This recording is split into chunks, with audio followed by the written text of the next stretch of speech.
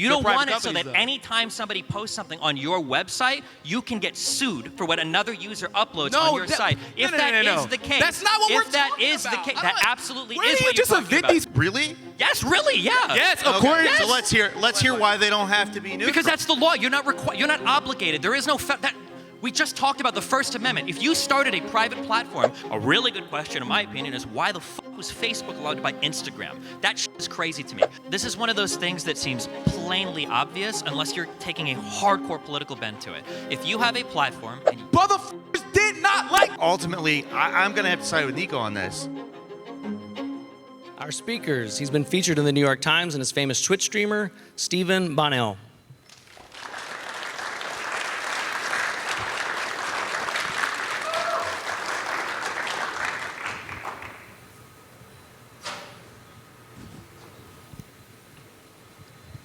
The queen of controversial conversations, Arielle Scarcella.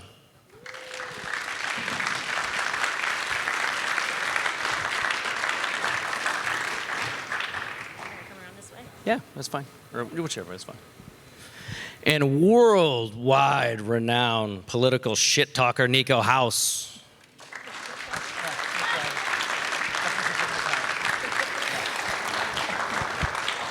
And author and video essayist, Peter Coffin.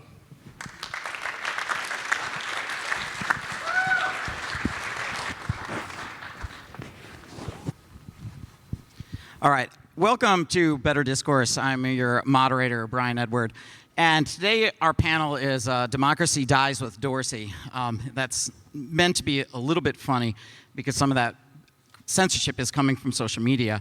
But I did hear the quote, "When you tear out a man's tongue, you're not proving him a liar. You're only telling the world that you fear what he might say." And that was said by some guy named Tyrion from some show named Game of Thrones. And while we're not in Westeros, we're in the real world, censorship and these kind of things are pretty much an issue. And I wanted to start the conversation off by citing the ACLU, which may or may not be a defender of civil liberties right now. That could be debated. But it says that there's two fundamental principles that come into play involving free expression. The first is the government cannot limit expression just because any listener or even the majority of a community is offended by its content. But that's balanced by a second principle, that expression may be restricted only if it clearly causes direct and imminent harm to an important social interest. So I wanted to ask some of the panelists, do you agree with the sentiments of the ACLU here, or do you feel like this second principle is being abused? And if so, how and by whom? And let's start with Arielle. It's a loaded question, right? Because I think all of us, correct me if I'm wrong, all of us have been censored at one point. Maybe not you, because you're a little bit more leaning far left at the moment. I have absolutely been censored. Have you? Don't worry. Okay. Oh, yeah. Well, then it's a problem across the political spectrum, right? I think that, as far as I'm concerned, I've had people come for me, you know, in multiple ways, try to censor me, and even if I disagree with them to the core, I don't think anybody should be censored, and I especially don't think any major network should be censoring anybody. I think, if anything, if I have a good enough argument, my argument will win in the long run anyway. Okay. Peter. Well, I mean, is it really an ideal or is it a question of institutional power? That's where I'm always coming from on this. What are you saying? Where is it coming from? Should you be allowed to criticize power? And yes, obviously. Are you going to be? That's another heavy question. I do think that's probably the kind of stuff that I would like to be trying to address here. Okay. Niko, where are you at? So a friend of mine, Garland Nixon, used to sit on the board of the ACLU, and he left because he understands that, I mean, that principle is just, it's wrong, it's unethical. We can't have such a principle when we don't understand all of the agendas that every single powerful institution has. And so where they may convince the public that some speech is or could be dangerous to them, where they're merely just trying to push an ulterior motive that we may not yet be aware of. And I think we see that time and time and time and time again.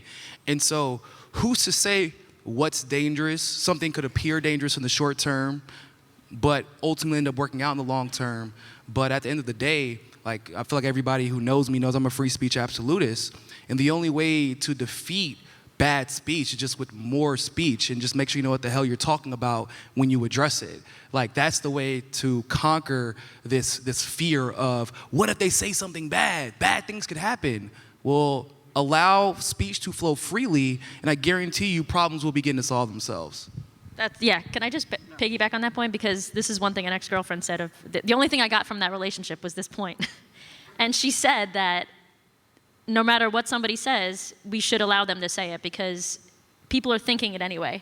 And when you allow them to say it publicly, you also allow people to be aware that they're saying possibly something that's incorrect, and then you can correct them on it. But you wouldn't be able to correct them if they didn't have the opportunity to say it in the first place. Destiny, what do you think? I think that the First Amendment is important. I think it's beautiful. I think it's well worded. And I think freedom of speech as a concept is something that should be defended. But I think oftentimes people misapply it to private platforms like Twitter and Facebook. And they try to take these arguments about whether or not the government should abridge our freedom of speech, which it shouldn't, except in certain dire cases, like yelling fire in a crowded theater or the spreading of like child pornography or something, of course, which I think we all agree with.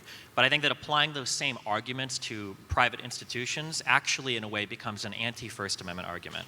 So I do agree that the First Amendment is important insofar as it applies to the government, but those principles shouldn't carry forward to every single private platform that we engage in, because one of your freedoms as an owner of a private platform is to determine what type of content do I want posted on this particular platform. But what if that platform has become a monopoly? I think that's a good argument to combat that point, too. I mean, if a platform has become a monopoly, then we can talk about antitrust laws, we can talk about things like this, but you cannot enforce a platform to just have all content on it. It's, it's an anti-First Amendment argument. I mean, I'm still trying to understand, why do people keep pretending as if Facebook is a private platform? Like, it's not. Because the definition it's of not. private They is that literally it's not. have former CIA agents working within Facebook.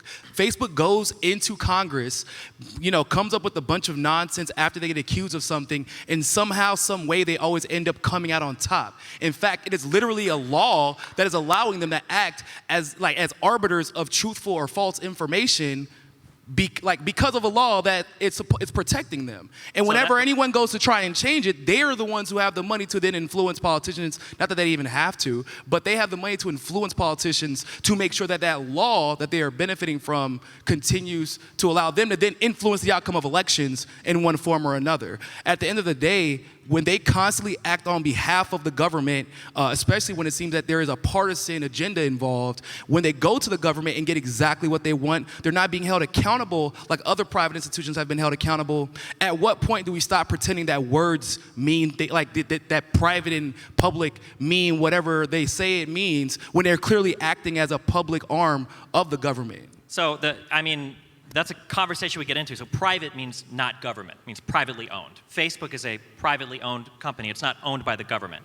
If you want to have a conversation about whether or not Section 230 should be repealed, which it shouldn't be, if you want to have a conversation about whether or not platforms should be allowed to moderate their content, which they absolutely should be, if you want to have a conversation about whether or not you should be allowed to lobby the government, I think most of us agree you probably should be to some limited extent. Those are all great conversations to have, but the idea that just because a private company lobbies the government, they're somehow not Are you private. familiar with InQtel? Do you know what InQtel is?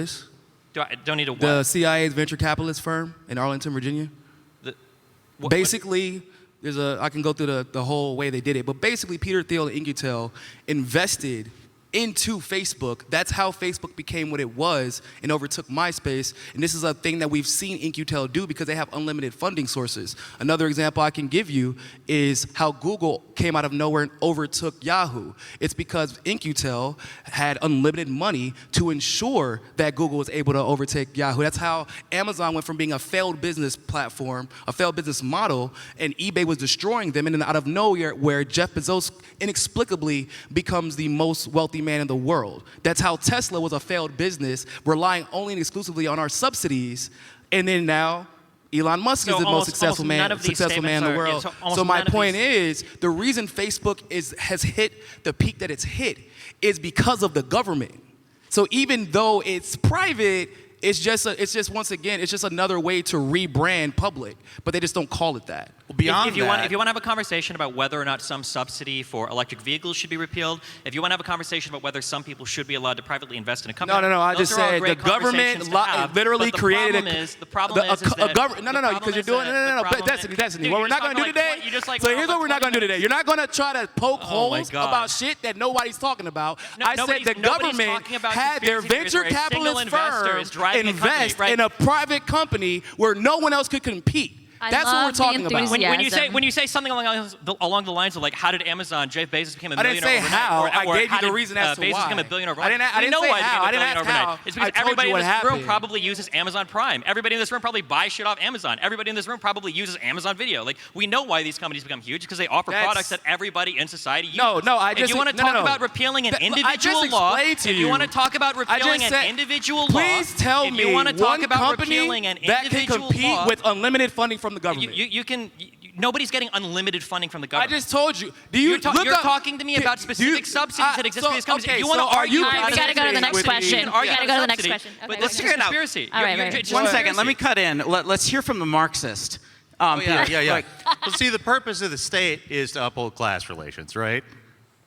go on. Yeah. So that's The That's Marx. kind I'm of the a moderator. joke. I'm That's not kind allowed of a to joke. agree. Marxist. Anyway, the purpose of the state is to uphold class relations. Fundamental difference between the two classes: owner, not owner, right? Facebook is an owner. They benefit from all the action that the state does. Ultimately, I'm going to have to side with Niko on this. Like, it's going to be either through state subsidies, either through investment, either through any of that, that Facebook gains its dominance, that Amazon gains its dominance. Again, it was just a dumb bookstore in the 1990s that was nearing the, if you remember the .com bubble. That was, they were going to go down with that. Why didn't they? That's, in my opinion, that's really the question here. It's 100%, yeah. I'm just basically with you on this. Like, the only way you can invest into SpaceX is to buy stocks in Google. And SpaceX is literally basically owned by the Pentagon now. So, like, that's a coincidence? So is your argument that because government has undue influences over these social media entities, that therefore they're obstructing free speech, but not directly through law, but indirectly through company policy? Yeah, where they don't have to be held accountable for what they do. What do you mean by that? They don't have to be held accountable. The government can't be held accountable for something because people like Destiny are going to come up here and make an argument saying, no, that's just a private company. That's not the government doing that. Yeah, the government is literally letting them skate at every turn, no matter how much information gets put on them, no matter how much people find out they're using their monopoly to influence the outcome of politics. But then when we go and try to hold anybody accountable, the government just ultimately gives Facebook what they want again, and then Facebook just starts the metaverse. And so the reason why nobody is held accountable is because at the end of the day, all we do is we go online and we shitpost about how horrible these companies are, but you can't actually point to a piece of legislation that you'd want repealed. You can't point to some actual We could action literally they've just taken. reform 230. You can't. If you want to talk about 230, you can. Repealing 230 would lead to an I didn't say unbelievable... okay, so I didn't say repeal. We can talk about reforming 230. I said Reforming we 230. can reform 230. Sure, you can reform 230. That's probably going to destroy every single new website that would ever... Why would it do that when Why you would it can do just that? reform Because it and it's make sure it doesn't do that? Okay, Destiny, how would you want to reform? How would you want to reform? Give me a sample. You can scream all you want. It doesn't make you any smarter. It doesn't make your point any more correct. correct. Try to assign a How do you definition want to a reform word 230? Tell us because how you you don't want like to the fact that it destroys your Tell us argument. how you want to reform I said 230. reform. How? We can How do you want to talk reform it? about how How do the you want to reform reform should it? look, How do you but want it's to not going reform to it? destroy all future websites. Tell us how you want to reform 230. You're Give being me a ridiculous. sample reform. Give me a sample I'll cut in for a reform. You're second. being ridiculous, bro. Come on. No, Chill. ask her. I want to know a Chill. sample reform of 230. Arielle whispered to me that we should express what Section 230 is. So it's, quote, no provider or use of an interactive computer service shall be treated as the publisher or speaker of any information provided by another information content provider. I had to look that up, by the way. I didn't know what that was. So, I'm glad that you said it for people that also don't know what that was. Yeah, my bad. Didn't know So what that was. that's Section 230, which gives them certain immunities, right? So So what is it? What is the 230 reform that we're looking for? As long as So they're how do acting you want to within that change it? bubble. Do you want to repeal it, or how should No, we you would alter reform 230? it to make exceptions in cases like Facebook, for example, Well, where thing they're is- acting as publishers, but then Facebook you got doesn't a whole. publish- So then you allow people to sue them as if you were suing a CNN or an MSNBC or a Fox News. Currently, you cannot. That's the problem. How is it so the entire backbone of the internet, from IRC chats to bulletin message boards in the 80s to GeoCities websites in the 2000s. The only reason why websites can exist is because they require an immunity from being sued if they have user-generated content on their platform. No, they're private You don't want companies. Can I finish one sentence? Holy shit. Okay, They're you don't private want it so companies, that though. anytime somebody posts something on your website, you can get sued for what another user uploads No, on your that- site. If no, that is no. the case, That's not what if we're that talking is the about. case, I'm that like, absolutely where is do you what you're just talking invent about. these fake There's a realities in reason your why, head? There's a reason We're not. why No, we're nobody- talking about you're just gonna Facebook talk being over it held over and over again in accountable order to make your for point right. removing people's There's a reason content, why destroying nobody in the people's legal community businesses, and nobody destroying in the people's online brands. internet community, You're nobody talking in the about EFF, random shit Nobody posters. is talking about reforming 230 because It's it a is little the bit worst loud and idea in echoey. the world. So, My bad. yeah. So try not to talk Yeah. over each other. Reforming 230 would destroy anybody's ability to start any new internet website where you have user-generated content, because as soon as you can hold a website liable for what users are posting, just because you want to engage in moderation, should you not be allowed to moderate your communities? If you Yeah, want to but make a you should message board also- for right-leaning Here's people the or for thing. feminists, do you not have the ability to moderate your communities that way? Of course you should be able to do that without being held liable as a publisher or something of information. And these websites, just because they Algorithmically, engage though- in moderation doesn't make them a publisher. That's ridiculous. To try to say that because somebody puts up a fact check or because somebody puts up or bans certain types of content, they become all of a sudden a publisher of information. What do you think it means to publish something? When To you were moderate getting something? fun, when you were, go ahead. Yeah, I think here's a problem though. They're not just a neutral platform. They don't have to be neutral. Oh, really? Yes, really, yeah. Yes, Okay, according. so let's hear why they don't have to be neutral. Because that's the law. You're not obligated. There is no we just talked about the First Amendment. If you started a private platform where you brought people on to speak, do you think that the First Amendment means that you have to let every single person come on? That's a violation of your First Amendment rights. If I start a forum and I want to talk about how cool dogs are, am I legally obligated to let cat lovers come and shit my forum up with how great their animal? Like, it doesn't make any sense. Like, of course you don't have to be a neutral platform. Do you think Fox News is a neutral platform? Do you think No, CNN I is don't. a neutral platform? No, You you can don't have sue to be a Fox neutral News You and platform. can CNN. sue Fox News You can literally for sue things them. that are said on Fox If they News. lie, you can because sue they them. curate If they those defame you, platforms. you can sue them. If they slander you, you can sue them. That's the difference. When Yes, Facebook takes exactly. some, I'll give you an example of consequences. So recently, in Texas actually, a man's son died after taking the vaccine. He was 16 years old, the son was. When he posted a GoFundMe to pay for the funeral, GoFundMe removes him. You don't have a constitutional right to post on GoFundMe. I'm sorry. Because of that, obviously it becomes much more difficult to fundraise for that funeral. Now, why did they remove him? Like, it's a literal fact that the vaccine caused this man's son's death, but they're saying because it's spreading vaccine misinformation that he can't fundraise there, because then, of course, we bring attention to the fact that there might be side effects. Like, Facebook removed people for saying that hydroxychloroquine was a legitimate solution, or at least to help while we're waiting for vaccines when it came to COVID. And then doctors were banned. People died. Fucking Destiny people died. Are you wait, first of all. No, what I'm telling you is that there are real consequences when you are removing people because you're pretending to be an arbiter of information when you're literally removing experts. It's one thing if you moderate the content by saying this isn't allowed, you give them a strike. But if you think that they should be removed, then you go through the fucking court of law and you hold them accountable there. And if someone has decided that you are overtly or accidentally causing problems that could lead to mass conflict or violence or whatever, then you allow the courts to settle it. But what you're suggesting is that we should allow this entity that has gotten unlimited funding from the government. They don't. Where That's you not can't, true. to the Okay, point what's the where now rebuttal? you can no longer actually have competition against them. All right, Nico, let's hear a rebuttal now. So Go everything about hydroxychloroquine has been proven to be ineffective. Bullshit. So the fact See, that you they would bring rejected that up, that. can I They finish? never Wait, can I retract their finish? Can I article. finish? That's bullshit. Are you going to But go scream ahead, over me that's every bullshit. time I start countering the bullshit. bullshit Go you ahead. say up here? Give him a chance. I need like 10 minutes to go through every fucking stupid thing you just said. Go okay? ahead, go ahead. So number one, hydroxychloroquine is like the worst example of anything you brought up of. Okay, number one. Number two, if a private platform wants to ban somebody from their community for any reason, they're allowed to do that. You do not have a constitutional right to post on fucking GoFundMe. Just like any person in this audience doesn't have a constitutional right to come up on. I know you want to talk. Nobody in this audience has a constitutional right to come up here and grab a microphone and scream at somebody. That's part of your First Amendment privilege. If you start a platform, How are those two things analogous? you are How are allowed those to two things moderate. analogous? You are allowed to moderate that content in any way that you see fit. The idea Am I- that you're am I receiving obligated- unlimited money from the idea that CIA? you are obligated. The Am I- idea that am you I are receiving unlimited money? obligated- Let him go. The idea that you are obligated to host all forms of content on your website is a delusional fantasy. I don't know where it came from. I don't know where people got this idea from. There's no case law that supports this. There's no legislation that supports this. There's no constitutional amendment that supports this. It is absolute delusion. No. There's literally a law that says so if you anybody act wants as a to, public, bro, you can't cut me off 30 times okay, after talking let's a take whole an bunch of shit for example. like 5 minutes.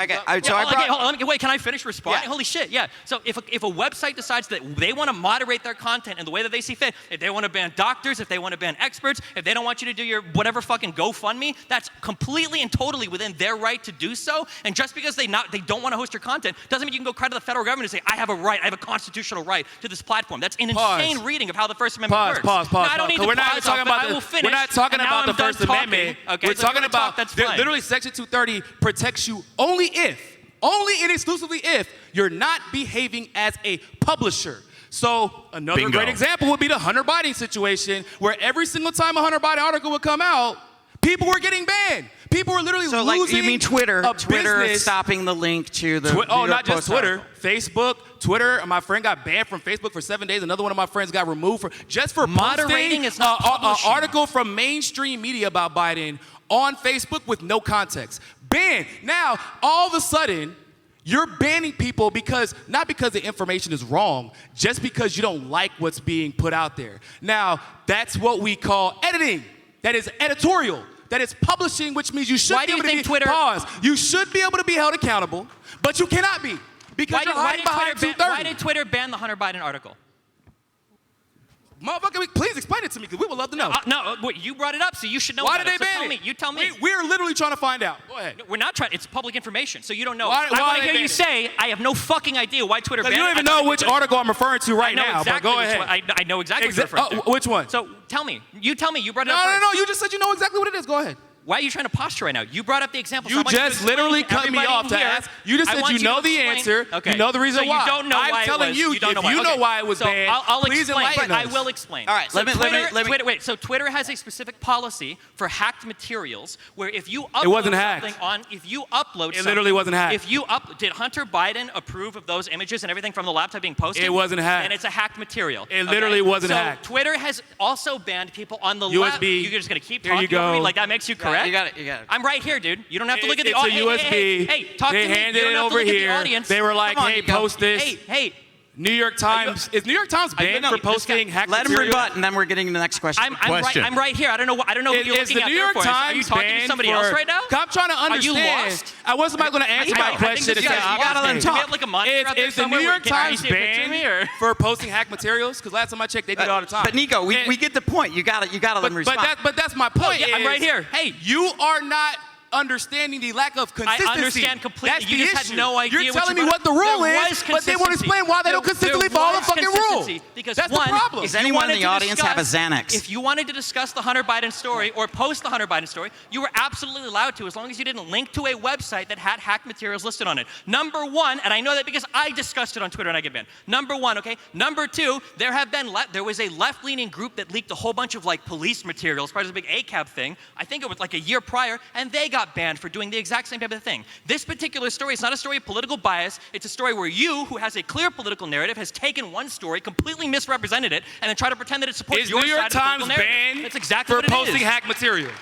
Okay, so is the answer, it's a yes or no question. Yes, It's yes. if you post No, they're not. They post WikiLeaks leaked material. They have not been banned. What are you talking about? If you are- CNN did if it. you- hey, Didn't Trump's Nico. taxes You- just get why are leaked you- and it why got are you posted? talking- I'm right Those here. are hacked I'm right materials, here. correct? I'm right here. Okay, that's what I I'm thought. right here. So the problem isn't that they are taking their right to enforce their rules. What we're trying to figure out is, why are you inconsistently forcing rules? What do you do when those rules are being forced inconsistently and they're supporting a certain political agenda while undermining another? And then at that point, when does that not make you a publisher? And if it does make you a publisher, why can you not be held to the same level of Okay, hey, accountability but Nico, as an actual publisher? Let's It's very attack this. simple. Let's attack this from a slightly different angle. I'm gonna ask Arielle what she thinks of this. So in 2019, Cedric Richmond, U.S. Congressman from Louisiana, warned Facebook and Google that they had better restrict what he and his colleagues saw as harmful content or face regulation. Quote, he said, "We're going to make it swift. We're going to make it strong. We're going to hold them accountable.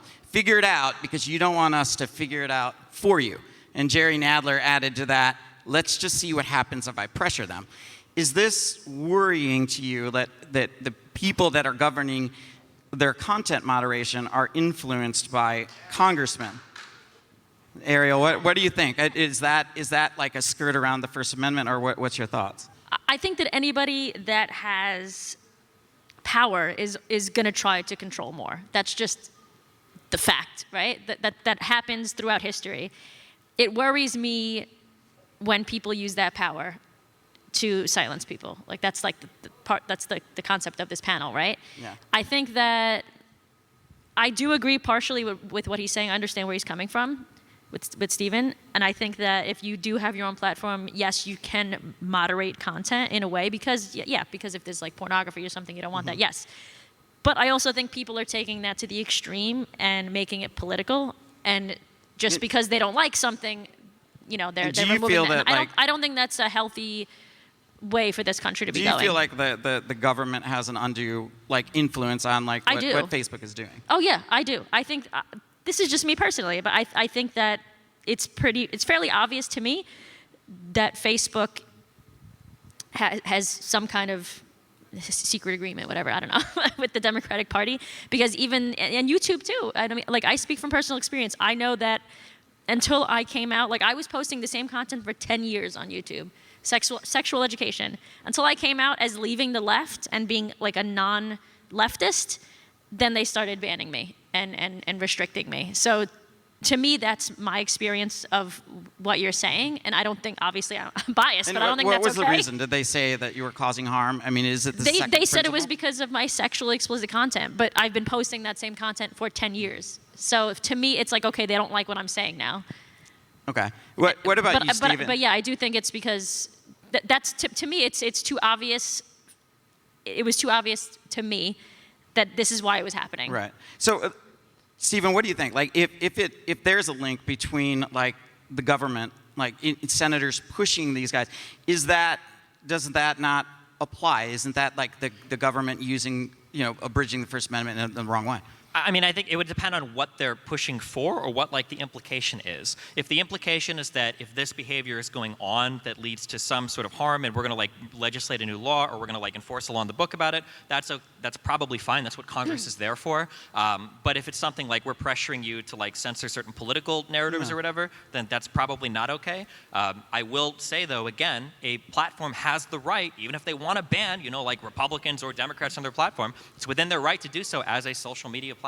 Yeah, now, and I agree with you. Sure. I don't think it's good, but I think that by law they should be able to. Sure, I I agree 100% with that. I don't think it's a that good thing for the censoring country, of, though. like, depending on the platform, censoring of, like, conservative speech or whatever online, it sucks because it makes it more boring for me because I like to shout at people and I don't have as many people shout at Do you online think anymore. 230 is fine the What? way it is? You think 230 is fine the way it is? Changes? I don't think 230 is fine. I think 230 is essential for the internet to function the way that it does. Without 230 written as is, you lose, like, the new world going forward is every single platform would have to moderate every single comment posted knowing that they might get in trouble for, like, the reason why 230 came about was that when certain platforms were moderating their content, the idea was that, well, hold on, if you're going to ban some stuff and not other stuff, you're basically tacitly approving of other stuff that's being posted, so we can sue you for that. And so people were starting to take websites to court for stuff that their users had posted on the site. Yeah. If I posted defamatory content of anybody on this stage,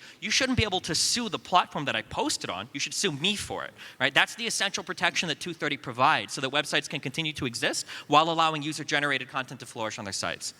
Well, the difference between the two things is whether it's a provider or a publisher. And there are a lot of things that Facebook does that make it a publisher. It is not specifically just a provider. The algorithmic way that they sort content, they prioritize certain types of content, they push certain types of content, and whether it's because of a political agenda or because it's the content that makes them more money, and I understand that that's probably something that is built in. It is going to be a contradiction that you're not going to be able to get rid of anytime soon.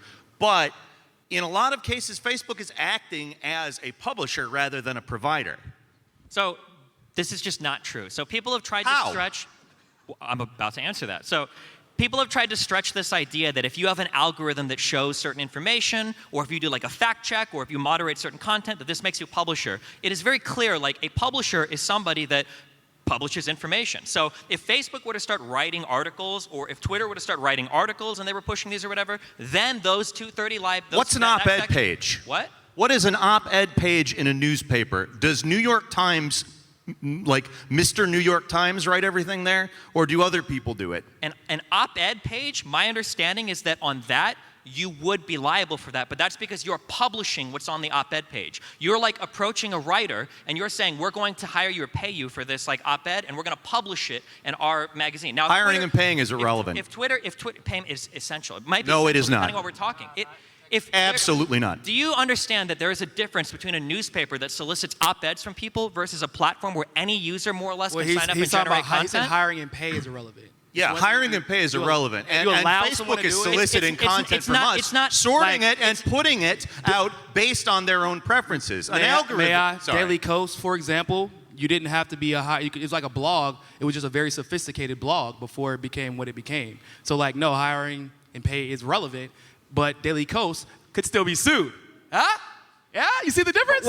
My understanding is that if you have a website where any person can just submit content willy-nilly, if it's like some WordPress site, some blog or whatever, like Medium, for instance, you can't sue Medium for somebody that writes an article on Medium because Medium is not like the publisher, it's just a distribution platform for that article. Now, even if you've got an algorithm that sorts stuff, like you might like this, you might like that, or even if you ban stuff like we don't want this, we don't like that, that still doesn't make them a publisher of the information. They're just a content distribution network. Does it change? It's a CDN that somebody uses for user-generated content to show up on their website. The content all comes from people, not endemic to the company. So, we don't know if Medium could be sued. Maybe they could. We don't know. Like, honestly, we don't know what? We don't know if Medium can or can't be sued. No one has ever attempted to because we do know because they don't arbitrarily remove people's information just because it doesn't agree with a certain political agenda. To my knowledge, I've never heard any complaints about removing that. information that doesn't agree with the political agenda doesn't mean you lose your Section 230 protections. Oh my I don't think you've let me finish a single thing, so I have very little sympathy for you at this point. Look, bro, what do you want to say, Niko? Let me finish talking. I'll just let you pontificate for a fucking hour as usual. Let me talk. Oh yeah, 1 hour, man. Anyway.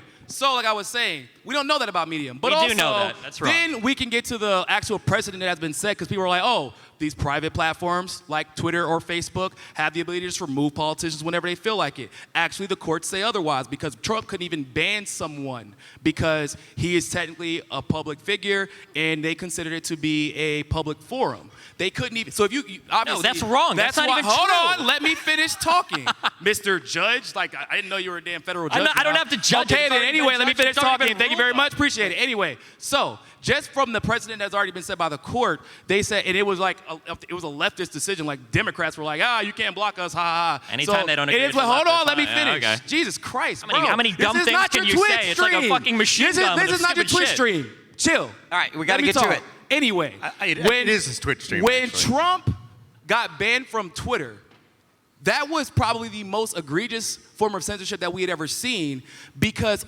literally the outcome of an election could or could not have been affected by it. When you are talking about because this is America, right? So if the outcome of our election is affected by, which that means you're affecting the outcome of the geopolitical arena all over the world. And there is literally no accountability, ironically, in the same country where everybody's talking about election interference all the time. But so could a movie, right? Yeah, but you could, if the movie influences it, you have a choice whether or not you want to engage with that content. Like, they don't funnel it to you. They don't force you to go there. But if I have a business, if I have like my political opinion, Twitter, if Facebook? I don't, okay. So when you have a business that is reliant on Twitter and Facebook because they are, okay, we just went through this. Okay, so once again, unlimited funding. There is no there is no unlimited funding from the government. I don't think you know what funding or unlimited means. I don't think you know what either of those words mean. Because you don't like the logic that's about to come doesn't mean it's not about logic. You don't know what a publicly traded company is. You don't know what capitalism is. You don't know what funding means. You don't know what unlimited means. We're already at the unlimited funding. Like, yeah, well, that's what I'm saying. So when Facebook is a utility. It's like roads. Right, so he's saying like Facebook's not regulated like utility, if that's what you're asking. Right, but he's making the argument that Facebook is essential to launch a business in the modern world. In the many ways, like roads, like to restrict a business access to roads, we all agree that's BS. You literally can't. But is Facebook is it as essential as roads? I don't disagree that these platforms have a lot of power. So I have questions about how antitrust works in the United States. A really good question, in my opinion, is why the fuck was Facebook allowed to buy Instagram? That shit is crazy to me. I think that if you want to attack some of these larger social media platforms from an antitrust perspective, that is absolutely legitimate. And then what? Because it is really hard to start. Let's say that you're banned from Twitter, Facebook, and YouTube. What public voice do you have, right? You're not on fucking Gab. What? No offense, I'm sorry, but like, right? We You're agree. completely fucked. I absolutely agree. But you have to hit this from an angle that makes sense, not this crazy shit about how they have unlimited angle that- funding from the government Hold and blah, up, blah, hold blah, up. blah, blah, So and all the the made-up antitrust conspiracy laws that are already nonsense. in place What you that should have be to preventing say- these what you platforms have from to doing say this, is- because they're you have to private, say we they're need to look literally at the way our making deals antitrust that works in the control the United outcome. States. Do you agree? And then you attack Nico, that angle. Of Nico, you gotta billions hang on. of views, and you're like, let's affect the antitrust laws. Well, if you reform the antitrust laws, Destiny, do you know it's going to completely and utterly destroy how we battle monopolies now? You see how fucking ridiculous that But no, sounds? Destiny just Why don't said we actually that just- Facebook shouldn't have been able to buy Instagram. Yeah, but that's my point. He's like, we should then refund the antitrust laws to make sure that can't happen. But if you reform it, oh my God, then we can't handle antitrust issues like we handle them now. Like, no, that sounds ridiculous. You can, I was about to say something very vulgar, but basically you can walk and chew gum at the same time. You It's can not about reform walking and chewing gum 230 at the same time. while You're pointing to while things and calling them protecting the problems when they're not things- problems. You can reform 230 while protecting the things that we Okay, what do you want? What do you want to do to What is it 230? 230 for reform you want? What specifically? One, it's either one of two things. You either reform 230 or you admit that platforms like Facebook and Twitter no How longer would you fall. reform Hold 230? on, let me fucking finish. Oh my Every God. time shut they the ramble, fuck it's up. because they don't have Bro, shit to shut say. up. Every fucking Jesus time. Christ. It's like, it's the same Dog, script. Holy if shit. You like, okay, you know what? But one at a time. No, we have to dissect the 430. Get your pen. Go ahead. Go ahead. All right, Peter. It's what do fine. you want to do you to have nothing 230? to say. You can get mad all you want. You're I'm a sorry that surgeon. you have to actually answer a question for once in your fucking life. It's fine. Like, we can sit here and we can cry all day about like, oh, 230 unfair, blah, blah, blah, blah, blah. Tell us how you'd reform it. Oh, there you go. Go ahead. Pick it up. Like I Go ahead, let us hear it. So like I was saying, I want to reform. You can reform it by, one, protecting the benefits that we have now, but make sure that if a company decides to act like a publisher like Facebook and Twitter have done in situations especially that affect the outcome of our political atmosphere, like you can literally legislate it. It'll go through the committee process. They'll figure it out, make sure it works. Who will be affected? Who could be positively affected? Who could be negatively affected? They go through a process. I don't know if you heard about it, but that's what Congress does. What does it mean to And act it's- like a hold publisher? on. Oh my Okay. God, bro. Just 5 fucking seconds, bro. Anyway, once we get to that point, we can do a breakdown of what's the best way to ensure that, one, they're not doing it, but even if we can't control them for doing it, make sure that if you're removing someone's literal brand, business, whatever, that you have to go through the same due process as everybody else. But right now they're being shielded from due process and accountability on their behalf, and then we're not getting any So due how process when we do get we screwed. get around that? Peter, how would you, if you're a surgeon, what do you do to 230? Well, for me, like, these are the two options. Either you recognize that Facebook, Twitter, and all these things are acting as publishers and not as ISPs. Like, this law is actually designed around the relationship an ISP has with the customer as opposed to just websites. It's applied to websites because websites ostensibly act in at least somewhat neutral way. I think that has been overstepped, and we can either recognize that and apply 230 to them as it exists now, or 230 needs to be amended in order to recognize that. But how? How? I can't give you exact wording. I'm not. Well, what does it mean to be a publisher? That's what I want to know. Because we're saying if you're going to act as a publisher, what does that mean I to be a thought you were publisher? the expert on 230. It tells you in the. What? I thought you were the Yeah. expert. Okay. What does it mean to be a publisher? 230 is Arielle? like, it's like Arielle. 27 words. What do you mean? It doesn't tell you in there what it means to be a publisher. All right. He literally just read it. Yeah. Arielle, what's it mean to be a publisher? I think that's the issue that this debate is having. I think both people are explaining it differently. No. Now, is being a publisher simply posting something online, or is it also? Yeah, I agree with you. I agree with you. Or is it controlling what's being seen in the world? I think there's a case for both. I think both are equally as important because what about- you could post things like just. I mean, it happens with the algorithm with YouTube all the time. If they don't like what we're saying, they restrict us. Sure. And I think that is, in essence, also being a publisher because you are controlling what is being seen. Sure. Like Stephen points out that like the New York Times op-ed's clearly like that's publishing practice, right? But what about on your content if you say something like trans women aren't women, or you said something different about COVID and they said this article is misleading? Like, is that publishing? I don't think that's publishing. I think it's editorial content, I think it's I think it's editing. I think it's editing, and I think people can interpret that as publishing. I think it's all interpretation. I think everyone's going to interpret it differently. That's the issue. That's why we have debates about this, right? What do you think, Stephen? Is that? I think this is one of those things that seems plainly obvious unless you're taking a hardcore political bend to it. If you have a platform and users are supplying all of the content to that platform, you have a right to moderate it as you see fit. If you want to like force people or attach like a not safe for work or not safe for life link, if you want to say warning, like we think this contains bad bit or whatever, or you want to say that like this violates whatever rule or whatever, you have the right to do that. That doesn't mean that you are suddenly like creating and publishing content on your platform. I think there's case law to support this. The EFF has a huge write-up on how they feel about 230, and a whole bunch of other institutions have signed on. People like Medium have signed on to support 230, written as is well. I mean, like the idea that just because you engage in some moderation, or if you want a front page like the cutest dog pic of the day, you've become an editor or a publisher. If we were to take that point of view, what we're essentially restricting is every single platform has to just show all of their content in a straight line with like no other like flourishes or whatever. Otherwise, you're engaging in publishing or editorializing. Don't you have to weigh the benefits and Yeah, like? so you want that. Where's the line then? I think he makes a lot of sense in that with that Well, point, where's the because line? you are also a business and you want to make sure your business is doing the best that it can, and if that means putting certain content first because that's going to get the best, the more clicks or keep people on the site for longer, that makes sense, and I get why YouTube does that as well.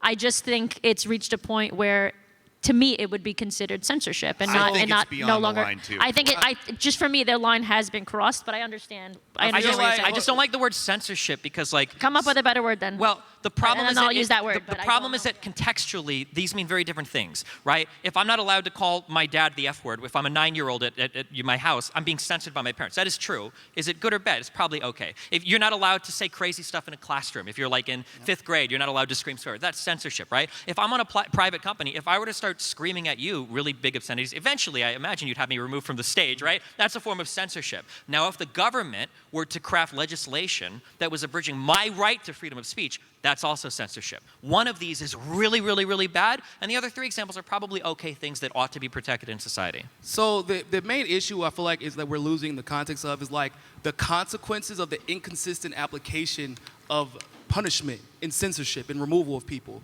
It's one thing if I saw like, CNN or MSNBC getting the same type of treatment as maybe an Alex Jones, for example, probably wouldn't be all that concerned. I'm like, well, shit, man, that's just the way it happens sometimes. I would still have a problem with it because I'm a free speech absolutist, but it would be hard for me to find an argument that says they're treating people unfairly and it seems to be based on a political agenda.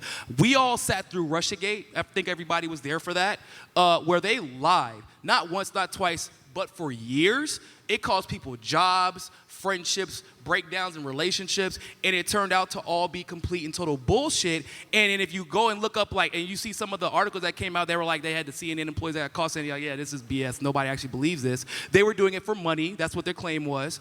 And the moment that became an issue, that was everybody's moment to step back, wow, so hold up. Not only were they lying, not only were they full of it, but it was for money, and they weren't punished for it. There is no incentive for them to then tell the truth at any point because they know that they will always be able to benefit from Twitter, from Facebook, and from the government as long as the right people are in power and they're doing what the government wants. So you now have this vicious cycle of fuckery that no one is being held accounted for because they know whatever applies to you doesn't apply to me as long as I keep playing the people who are in power, as long as I keep playing their game. That's how we're in the shit we're in right now because of the selective accountability. If I can be held more accountable than what's the accountabilint's that's a Peter, problem. What would you want? What would you want, if there's accountability for these people, what's that look like?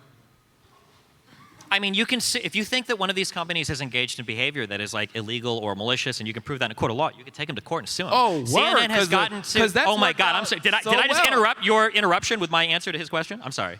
Go ahead. Go ahead, Steve. Oh, thank you. Okay. Yeah, so you can take CNN to court if you feel like they've published a story that's wrong. There was a really popular story 4 or 5 years ago. I'm sure everybody in here saw it. It was some white high school kids that were outside, and there were, I think, Nation of Islam people. Yeah, I'm pretty sure that family took CNN to court, and they got a decent settlement out of it, which they should have because that whole story was bullshit. What and the way that it was edited What does that have to do with absolutely. Facebook? What is that? What, you We're just. talking, I just said he's CNN talking- can be I can sued. walk you That's through it. the No, that's difference. fine. If we want to spend the He's time, talking I about got- accountability. So Yeah, I you just said said that. there was no accountability. No. And What I what said I'm showing was to you is that if you take CNN somebody can into be court and sue sued, them, some people MSNBC would call can that be accountability. sued. All right. That's what I Facebook was saying, cannot. okay? What are you talking about? only bro? You're not one- having the same conversation. The only ones winning when we're talking over each other is like the echo. So go ahead. You were gonna summarize. No, I was just going to say he's talking about accountability. I think that is one way of people being held accountable. I don't think necessarily it needs to.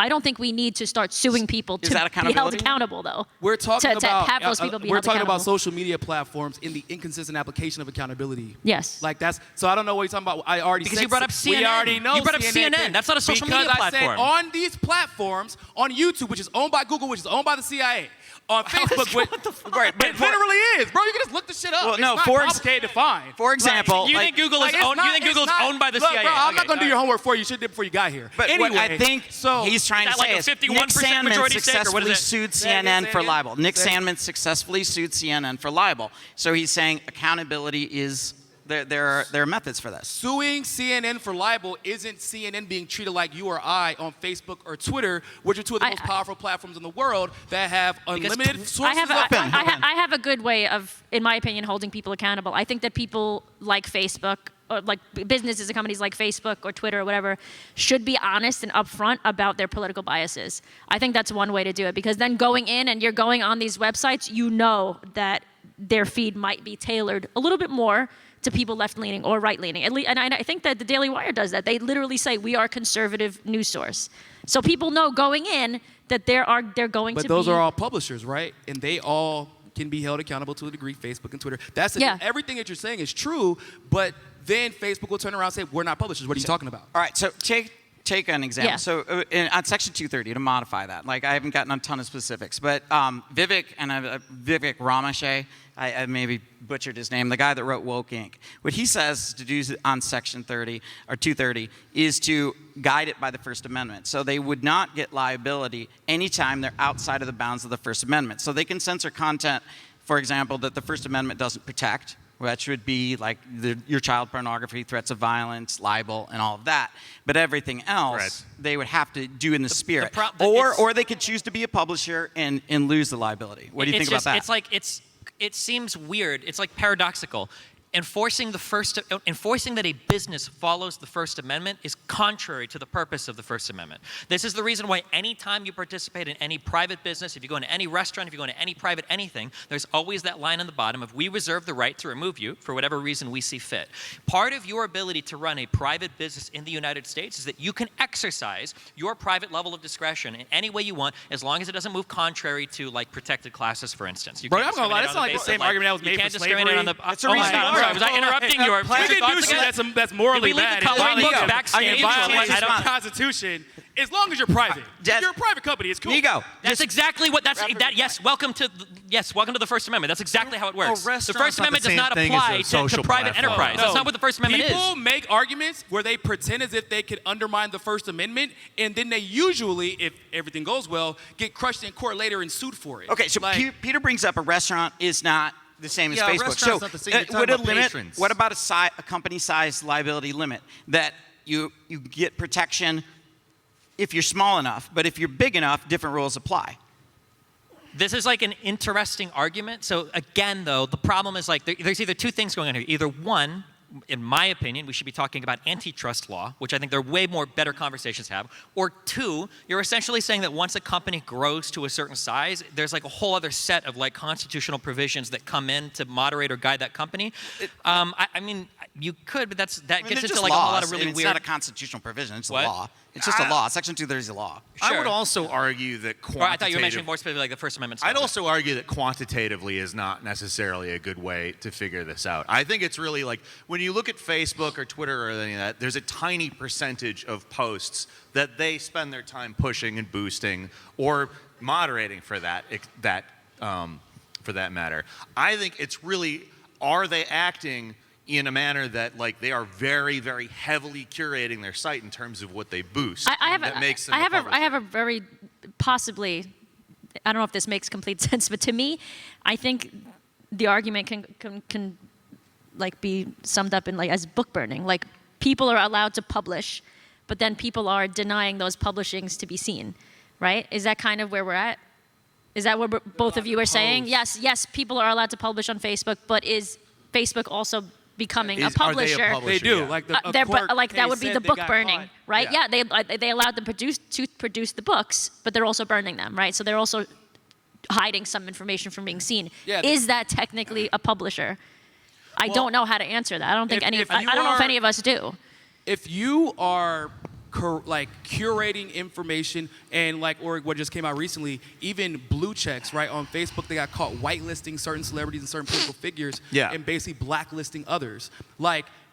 Once again, in the grand scheme, what is that actually doing? That is influencing not only political narratives, but social narratives as well.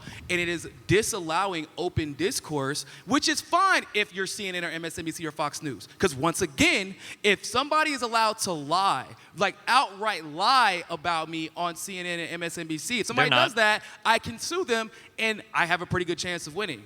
If I supposedly pushed a lie about Hunter Biden, which is kind of hard to lie about that guy, but hell, fuck that. Even if I tell the truth about Hunter Biden, I can get banned off of Facebook. So you're right? saying these Well, big hold on, companies can't be political? Let me finish. Is that your argument? If I can push a lie about Hunter Biden and get removed, but then Hunter Biden can then log on Facebook, push a lie about me, and nothing happens, there is a problem. And that's what we have seen done consistently over and over and over again. And we keep getting into the weeds about, what about antitrust? There is no difference between addressing antitrust laws in 230s. Maybe we have two different methods of dealing with the issue. Hold on, let me finish. Yeah. We have two different methods of dealing with the issue, and that's fine. We can have those differences. But we both agree that this is inherently a problem. And what I am telling you is the root of the problem is which is something that you keep ignoring conveniently, is the fact that you're having unlimited funding from the government, prop up countries where there are, companies where there are no competition for that, and then there are real life consequences that are felt because of the government funding that you can't compete. So too much funding. There's one person. There's one other person on the stage who would have a good solution for Right. this. I would say, how will antitrust solve the problem? Because I think what you're saying is let's solve it. How does antitrust solve it? So the only way to solve the problem the way that you're addressing it is like the Marxist solution, which is you're saying that private companies should have some greater obligation to their public operation. If that's the case, then they need to be owned and held publicly by the government, and then they need to be regulated in that way as a utility. Well, that's the ultimate end morally, goal of what you are can't pushing get away with for. shit you shouldn't be serious getting away right now? with. Is this actually a if joke? you did all your crimes. Is it like a prop bet that he took? How many times did he come out in the What's middle the of a CIA sentence? for? I mean, like, What is the CIA for? How many times Does does the CIA go, just hey guys, let's let you how many shares does the CIA own of Facebook? Again, how many shares does the CIA own of Google? Before we come and overthrow you. No. If you're doing like the CIA hedge fund or we're officially measuring. Did Biden go down to the New York Stock Exchange and execute these trades, or does he send his son down to do it? You're not going to do your dirt out in the open. When you have congressmen threatening Amazon, threatening different companies, if you even gotta let him make the argument. Trump, I didn't get to finish making my argument. When you stopped talking, you weren't done. Finish, bro. Okay, I'm so I'll sorry. let you say all the dumb shit that you wanted to say. Let me finish. So like I was saying, when you have politicians to be clear, you didn't let me who finish go saying on anything. But Twitter, that's where we're and at. then threaten, say we will use our legislative power to force you to do something if you don't do it yourself, and then without he's stuck on any a replay. I get the argument. We're looping without through the any same process. They Nico, then we get to remove we the gotta president. finish his argument. Parler He's gets like removed halfway from through. app stores, and then no one gets held accountable when we find out, oh shit, maybe we did this the wrong way. Like politicians shouldn't be able to fucking skip steps in the legislative process and have presidents removed from platforms. That is insanity. There's no justification for that. And why did they get away with it? Because the government is who is allowing the shit to happen. Destiny. And as long as you do what the government wants, who no one trusts, then you won't be held accountable. Nico, we're gonna for pull it. the mic in a second. Like seriously, you finished the argument about your antitrust. How does antitrust? So first, you got the argument that unless the market's in control. So how does antitrust fix it? Finish your argument. I mean, I think that you can look at the amount of market share that a certain company owns in an area, and if it's too great, then I think the company needs to be broken up. Now, the problem is I think people try to argue like how broad the areas should be. So I don't quote me on this, but when Facebook took over Instagram, they were trying to make an argument that like, well, we occupy totally different spaces. It's not similar at all, so that's why we should be allowed to acquire them. So, but I think there's like a point to be made that if you want to do if you want to start a company of some kind and you're not allowed to list yourself on Facebook, you could suffer like a real material harm by just not having access to that one platform. If that's the case, that there are no competitors that are adequate to counter that single platform, I mean, if antitrust laws exist for any reason, I feel like that would be the reason they exist, right? That if I get banned off one place, I have no access to this entire market. That seems like a good place so the to obvious make example that at least comes to my mind is in Parler, right? So Parler comes, they get big enough, and immediately they're delisted off Google Play and the Apple Store, and they lose Amazon Web Services. So it's now I guess you got to create your own internet, right? Because it was before kind of create your own social media.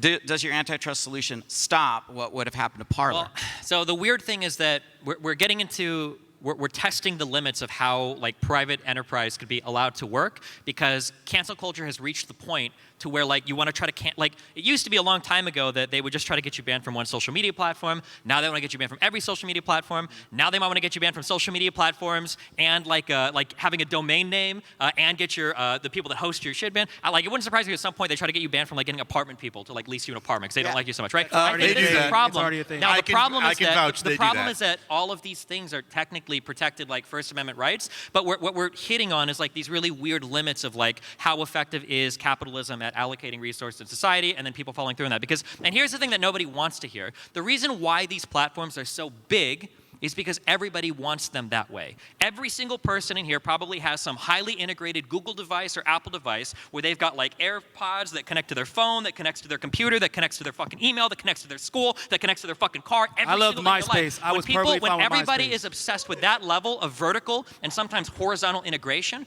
you're going to see these companies get as big as they are. Yeah. And that's a problem that like it needs to be regulated. But Niko said something correct earlier, which is that it's really hard to regulate it. But the problem is it's not hard to regulate it because the government is corrupt and bought out and blah, blah, blah. I didn't say The it was problem hard is to that it's hard to regulate. I didn't say it was hard to regulate. The regulate. problem is that it's hard to regulate it because people sometimes don't really know what they want. Another great example is people talk about their invasion of privacy all the time. Our privacy is being invaded. Our privacy is being invaded. Motherfucker, you can like dox somebody by looking at one Reddit post. They're talking about like, oh, like my name is like, Peter Thomas and here's my Facebook account. It's like, bro, you post everything about yourself online. You use all of these services. You give all your information out, but that's because they like the convenience that they get from utilizing these products. So yeah, I agree that these situations are hard to regulate, but it's because people all the time don't know what they want as well. It's really complicated to figure out like how big should a company be, how much reach should it have, because how much convenience are we willing to get in exchange for some of our Can I privacy, respond, safety, Brian? freedom?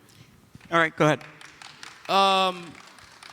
Like, I feel like that's just kind of like insulting people by saying, oh, they don't know what they want. No, people like don't want to be fucking censored. People on eBay didn't want to like get sideswiped out of literally nowhere by unlimited funding to Amazon and Jeff Bezos, which is once again what allowed Jeff Bezos to become the richest man in the world after having a failed business model. Like people who are working at Yahoo and are having the time of their life and making cool commercials, everybody remembers those. Like there was a time where you couldn't even imagine a world where Yahoo wasn't the #1 search engine, and then out of nowhere, once again, Google just, oh man, we just have a better business model by doing the exact same thing as you do, but worse at first. They weren't even as good as Yahoo. But somehow they also ended up making Google Maps because that was also for the government, and that's why most of the world doesn't even allow Google Maps because CIA just uses it to spy on people. Most of the and world? hold on, let me finish, please. Have you ever been to another country before? What? Yeah, they don't But why allow wouldn't Google antitrust Maps. help? Wait, which country? Have you ever been to a country that isn't in fucking Europe? So Yeah, sure. I've been to New Zealand. I've been to Taiwan. I've been to, yeah, of course. What do you mean? South Korea? These. Bro. like what? Anyway, so like I was saying. But how does antitrust would help? He was saying that Facebook shouldn't have been allowed to buy Instagram. That would be part of the problem. That decentralizes it more. Yeah, Why so are then you we so have to opposed? get to. See, that's the problem. We keep talking about part of the problem. I've already given you the root of the problem. Why was Facebook allowed to buy Instagram? Okay, but the root. Because the government allowed them to. All right, but Because it served their interests. That requires us and to who has benefited the most from all of these mergers? But what If you just look at the election.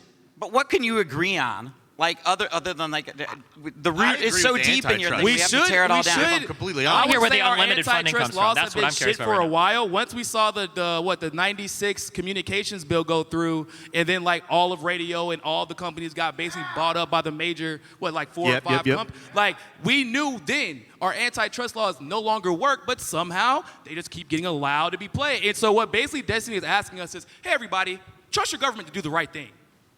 Well, How's yeah, that working is it- out for everybody I mean, so far? I mean, to be fair, he seems distrustful of the big companies But then- buying up and getting too big. I just don't like But- it. People don't recognize where the problems come from. If you don't like the media, if you don't like big comment, I'm sorry, but it's a mirror. It's a reflection of what the citizens want. It absolutely No, it's not. is. It's not true. It absolutely Absolutely is. not true. Who the You can fuck get as mad believes as you that? want about it. We Bro, you live in a live in like a democratically fantasy elected world society. that People you- keep electing these I need you to politicians. get off of That's Twitch what and go you're gonna talk get. to people. Because people tell you what they want if you go talk to them. They don't want to be censored. Motherfuckers did not like Joe Biden.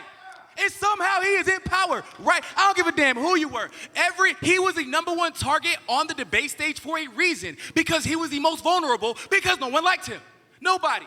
But somehow, some way, he becomes the president anyway. Or everybody by the end of the George Bush administration didn't like George Bush. And then somehow, some way, he gets paraded back in front of us. And everybody's like, oh my God.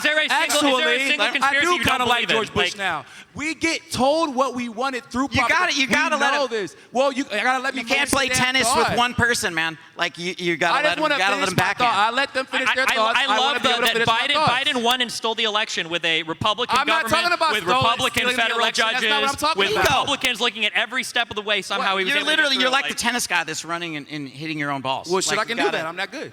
But I'm not talking about stealing the election. I'm talking about, you're saying people do, they just don't know, they think, and then the government and the private institutions react to what people. No, we know, like, propaganda is a thing. Like, did you read about the 80s? Like Cold War? Okay. Nah? But that sounds like an argument for censorship. Why would that? No, because you're no. saying when you don't agree with Because what if I can then go out and tell the truth about that propaganda, I guarantee you, send me in a room with Destiny. Propaganda? Send me in a room with Destiny when he's spewing bullshit. I will tell you why it's bullshit, and you will know the right and correct way to go about solving issues. This is why we have these conversations. So, if you could make one tweak, what would you do? I don't want to Just mention like it. Arielle? Arielle. Okay. There was a suggestion that she hit on earlier that I think would be a really good thing. I don't know if you would legislate it, but at the very least we should hold everybody accountable to it. I think that when you remove anything from your platform, I think that the ban reason should be publicly stated. That's like one thing that I would really, really, really like. There are some platforms that have done this. There was one Kickstarter or something, I think, where sometimes when they remove really charged content, even if you don't agree with it, they'll put a video out saying why they did it. I think that would be an awesome level of transparency, so that if we can see stuff is getting removed, at least we know why it's getting removed. And then we can make the decision if we want to continue supporting the platform. Sure, exactly, yeah. So, and then the way to get there would be how? I don't know how I feel about legislating it, but it wouldn't be the worst thing in the world. Like, if that did go through legislatively, I don't think I could see, like, it would be really abused or horrible. I think I'd be okay with that. Okay. If it was like a thing where, like, if you are a public platform, or not a public platform, but if you're a platform that allows users to post on it, and you're going to remove content, at the very least, you have to state the reason why. Okay, but you'd prefer it to be more of a cultural push, but you're okay with legislation. Culturally, we failed. Okay. So, all right. There's a reason why these platforms are so big. Everybody wants to be where everybody else is, right? It's why cities are so big. Everybody wants to move where everybody else is. Like, no offense, but nobody wants to post on Gab because that's not where all the people are posting. So people will say in one breath, I wish these companies were broken up, or I wish they weren't monopolies. But in the next breath, they want to be able to post and have, 300 million users have access to their public messages. Well, that's not totally true for Jangles. He lives in the sticks. Where do you, if you make one change? It's actually a similar one to that. I think that they should have to publish how they are judging what they are doing in terms of content. How are they censoring content? Yeah, that's what I said in the beginning. Content? Yeah. If the model is something that is majority, like much more heavily weighted towards them promoting a small amount of the content, I think that should put them in a different place in terms of their relationship to Section 330. Okay. Do you feel like they should be more open with their algorithms? Yes, absolutely. That's what I said, yeah. Okay. Yeah. Yeah, absolutely. I think that would solve a lot of problems. And I don't agree with everything Ben Shapiro says, but he did say that he thinks the same thing. That's where I got the idea from. He says that his media companies, Daily Wire, is straight up, we are a conservative news source. So naturally, we're going to be a little bit more biased. And I understand that going in, okay, when I see these articles, I know that that's where their mindset's coming from. They're not claiming to be in the middle. What does that look like, though? I'm not sure. We're figuring that out as we go, I think. But like, it could be like posting like, this is your clear TOS, and then like you would like reference like this is banned because it violated 1 subsection 2A or whatever, right? Okay. So you go, if you could change one thing, right? I don't know if we could go to the root, but if you could change one thing, what do you change? I guess you could do the thing where you show why you banned them, but that's not going to change anything. It has to be the accountability. You have to hit people in their pockets for them to pay attention, or threaten them with losing their business. What does that look like? So in the case of, let's just say Facebook, for example, when they remove like Alex Jones, if they would have given a reason and then say, this is exactly how we got the community, this is what the community got, say this is what he did in this specific instance, and that's what got him banned, and then it turned out that wasn't true, and then Alex could take them to court for that ban, and they could actually feel it, like that would be, but they, obviously they can't. But if they actually were able to get hit in their pockets consistently and often for wrongful bans, that would solve. So you want a penalty for wrongful bans? Yeah. But how do you determine then what's wrongful? I mean, that's what a court of law is for. If they're doing their job. Mr. Moderator. All right, we're gonna have to start getting into our QA. Okay. Yeah. We can start the QA. All right, Okay, start Q&A. right. Anybody have any questions for any of our panelists? All right, sorry. You guys can go and line up right up here. For some reason, the time. Please try to keep it to one question if you can. Keep it nice and brief so everybody gets a chance. So there were a lot of different reasons to go in and, I guess, regulate these companies. I think the big thing that we discussed was... Yeah, you got to get really close to these things. I think the big thing that we discussed was the publishers. So what would your bright line or standard be for considering someone a publisher or not? Because if you talk about like Facebook or something, you kind of would have to like go into their code and algorithm, and that's kind of like their own personal property. So like, how would you be able to determine that? So, like a more defined like idea of what a publisher is. Somebody that like writes and contributes to their platform like in a meaningful, original way. So if you're writing your own tweets, you're writing your own articles and posting them or whatever, you're like publishing those articles. That's a content creator, though. That's not a publisher. What is the difference? Well, does Penguin Books write all the book? Does they write? No, authors do. It's a publisher is the larger umbrella that all of these content creators. That's getting the messages you out. and me are technically content creators as well as anyone else who's tweeting. But here's the thing: if we had a TOS that outlined exactly what goes into that I think would be, because people who are getting banned off of things and they have something to do with the TOS, that, I mean, you at least can expect that type of a thing to happen. Let's say they violate, X rule on the TOS. Whereas if you also had this sort of unwritten set of rules where you're either promoted or demoted, or you're also subject to even disappearing. I've known people who have been disappeared off these platforms without any real violation of rules. They haven't had anything articulated to them. That, in my opinion, especially if it's the majority of what they do, like if it's a minority of what they do, I don't know. But if a large portion of their business model is pushing and demoting content based on whether or not it's in their interests, that to me says publisher rather than just provider. Quick rebuttal. So I think there's a difference, because when you talk about a book publisher, it's not just user-generated content of like people that get signed to a site. There's usually like an implied relationship. Like if you're being published by a certain publisher, unless there are some open publishers out there, there's like some collaborative effort there where you've kind of like endorsed the message to some extent by being a publisher for a certain person. Yeah, but when you push certain content and a large amount of content is just totally ignored by these standards, when you push certain content, you start acting in that way. Yeah, but then the question is, like, should you not be allowed to ever do that if you're considered a publisher? Like, let's say I had a website that did dogs. I think you should be, but I think you have to. You have to have some You have liability. to say. I think you have to say upfront. This is why we're not Sure, that's fine. promoting That's okay. these And you types still of get your people. because, like, if I like a dog of the day post, like, am I held liable now? Because do I lose those protections because I'm favoring So some before pictures? Facebook It and depends. Twitter publishers, the thing that made them different than like just a platform you post on is that New York Times allows and disallows content. And they edit and censor content on their website after it goes through a clearing process, and then you're likely going to be told why you weren't allowed to post that op-ed or that column.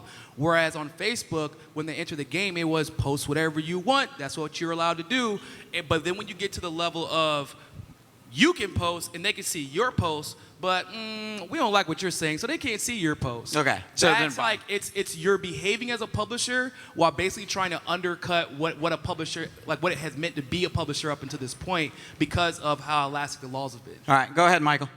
Good morning, everybody, or good afternoon. Morning. Yes, Yeah. it's the wrong time of day. It is, in fact, the afternoon. A lot of this debate seems to surround around issues of the First Amendment. How do we square the First Amendment with private property rights?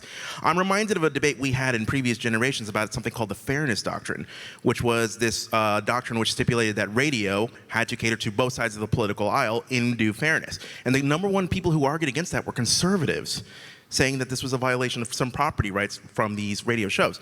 Simultaneously, conservatives all over the country are trying to ban the teaching of critical race theory in classrooms. It seems like conservatives are the biggest pioneers of censorship, right? So how can I trust conservative voices, or maybe I should say any voices that are trying to repeal Section 230 to be neutral in the application of this and not to just build a safe space for conservatives? So I think the question is, would the reinstantation, or whatever, if we put the fairness doctrine back, would that help it? Well, the fairness doctrine isn't explicitly like they're required to show both sides of an issue. They're required to attempt to show more than just a simple. Required to have parity. Yeah. Yeah. They're. Well, no, that's. Sorry. That's. Did I say fair use? I'm sorry. I meant fairness doctrine. No, the fairness doctrine is you have to have parity. Do you like the fairness doctrine? Oh no, that's fair use. Did you guys like it? You want it? I think you want it back? The fairness doctrine was an inelegant solution for the problem that it was attempting to address, because it actually did not obligate dissident politics. It was just a mechanism that people could complain to the FCC if indeed they didn't agree with it, which meant that if there was nobody actually holding the station accountable, they weren't really required in any way. So it didn't have any teeth? Yeah. It had teeth. You could be sued. Do you guys like it, fairness doctrine? I don't have strong opinions. We would have to. I would like it. You would have to strengthen it, because there was like Tulsi actually introduced legislation on it while she was running, and it was to strengthen it, and then because Obama was the one who actually repealed it. Oh, I don't know what the language of the law was, but the idea was both sides. It was what, 2014. It sounds like a when he did garbage, it? but I don't know the Basically, implementation or how it was like. It's like allowing propaganda where you don't have to have any parity, and obviously the parity isn't going to be perfect. But then once again, then you can take it to a court of law if you feel like it isn't good enough, and then hash it out in court. We get all the discovery in the documents, and now the people can then be a fair judge. And hopefully, if you do need to be held accountable, you can. All right. So next question. How's it going, y'all? Niko, I think you mentioned earlier that the banning of Trump off of Twitter had like major geopolitical implications. Do you believe that there's a line, so for instance, if the president were posting child porn or inciting a riot or something like that, do you think that Twitter has the right to be able to ban people like him off the platform? If the president was to post child pornography, that's against the law. And so you could then, I feel like that's a good question. No, I think that's your example. Yeah, no, well, because that's what he said. So like, but it's true, like, right? So if he's posting that, then he is literally breaking a law. Not only should he get banned, but then he should be taken to court, and they should figure out how many years they should be giving him, hopefully more than what they have been giving. But when you get to the situation, like, for example, inciting a riot. So now you're in a gray area, because what does that actually mean? Like, for example, is Travis Scott going to be charged for the 8 deaths that he may have caused last night at his concert? We don't know. But there are courts to have that discussion. In Twitter and Facebook, if I'm not mistaken, none of their executives are a federal judge or a Supreme Court judge, and nor are they going to have a conversation, and nor is there going to be any due process applied. So if we want to see accountability there, then you go through the due process to make sure that it's being done the right way and publicly rather than behind closed doors. Okay, next question. Hey, my name is Sean. Hey. So my question, you're all on YouTube, I believe, and I have a get close to that mic, man. So I have a question about, in particular, in regards to misinformation, disinformation. I haven't heard too much discussion about that tonight, but in particular, what YouTube content creators are kind of having to self-censorship, and the left and the right is being deplatformed. This is going both ways. You know, I think it may have been served, or someone has recently been banned for debunking misinformation about the vaccines, and he was just trying to, follow the guidelines. But so, where do you think that these platforms are headed in terms? Are we going to be constantly self-censoring for the next 10, 20 years? Is there a solution that we can, that people can feel more comfortable talking about things that shouldn't necessarily be banned from discussions in like the open space? I just actually got banned recently, last week, because I had quoted verbatim a mainstream media article about the vaccines. And I don't know if you all posted on YouTube, so you probably got the update, where they basically said that it actually isn't about, you can get banned, and it isn't about whether or not you're right or wrong anymore, or if it's factual or inaccurate. It's, does it disagree with the institutions that they trust, but more importantly, is it the consensus? And so now you have obviously so much that's left up to so much interpretation that we couldn't possibly know what that even means anymore, because the institutions disagree with themselves every week, and the consensus is changing every week. So what they're now using is they're taking advantage of it and saying, well, we're just going to ban anyone who is talking about it. Because like for example, I'm pretty sure me and the serfs are not on the same page when it comes to mandates and the vaccinations, but somehow they'll receive the same punishment as me, and I don't think that they should be removed off of YouTube no more than I should. And so it's going to eventually leak over into everyone else. I'm a black man. I don't know if y'all know that. But we have this saying, yeah, no, man, it's crazy. I'm we have totally this saying- colorblind. We have this saying in the black community that we're just the test subjects. Whatever happens to us will absolutely happen to everyone else eventually. And that's what happens. So. What do you think over here, like in regards especially to like the medical discussions, because expert consensus in medicine is the lowest form of evidence, right? But it seems to be established with this restrictions around this to much higher credibility than it is. Like, is that a problem? I don't have a good answer to this. I would say that, in my opinion, I think that misinformation is actually the biggest problem facing the Western world today, our inability to agree on what is factually true, because from that stems an infinite number of disagreements. We live in epistemically different worlds. Like, people believe totally different things, right? You know, some people believe that if you get vaccinated, you'll never get infected by anything and you're safe from every disease, and other people think that if you get vaccinated, you've got an 80% chance of getting myocarditis and dying. Like, the worlds that we live in are worlds apart right now. In terms of how do you address that, I mean, what's worse? What's worse, the misinformation or potentially not allowing legit information to get top? Because the fringe theory could be the mainstream. So it could be, but that's why we believe in conspiracy theories. Because why aren't they allowing these other information? Why aren't they allowing this other information? For a year and a half, 2 years, it turns out to be a Nobel Prize, like one of the safest drugs ever. They had all the studies in other countries. Ivermectin is not a safe drug. Ivermectin is not a safe drug to treat. It's one thing to worry about censoring misinformation. It's something else entirely to then restrict legitimate information from experts because they disagree with the narrative. So real quick, ivermectin is not a safe drug to treat the coronavirus. That is not true. Number one. All right, doctor. That's not true. All right, Dr. Bonnell. Let's move on. Number one. That's fair, and then you wouldn't. I believe my body, my choice. Wait, hold on. I'm actually curious. Do you know what ivermectin is prescribed for? River blindness, parasites. It actually has been prescribed for COVID all over Florida. That's why everybody's moving there. So what did it win the Nobel Prize for?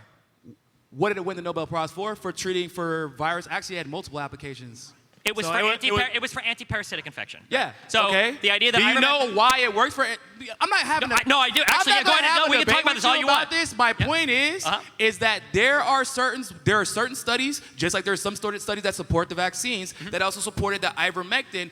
Yeah, even if it had minimal positive effect, it was far more safe and proven and tested over time, and people did not have that option where there wasn't a vaccine. And so if it could have saved someone's life, it didn't, because it was being banned based off of information being put out. So ivermectin, we gotta go to the next question. And the information that was considered to be on the fringe, that I'm not gonna get into we're gonna argue over the science of this. That's not true. My point is, are the consequences from suppressing potentially legitimate information could cost lives. That's the problem is this misunderstanding that like we're gonna find truth on fucking YouTube when it comes to like medical information. Like that's chances there are literally doctors on YouTube. What are you talking about? Chances are doctors there are are multiple doctors on YouTube.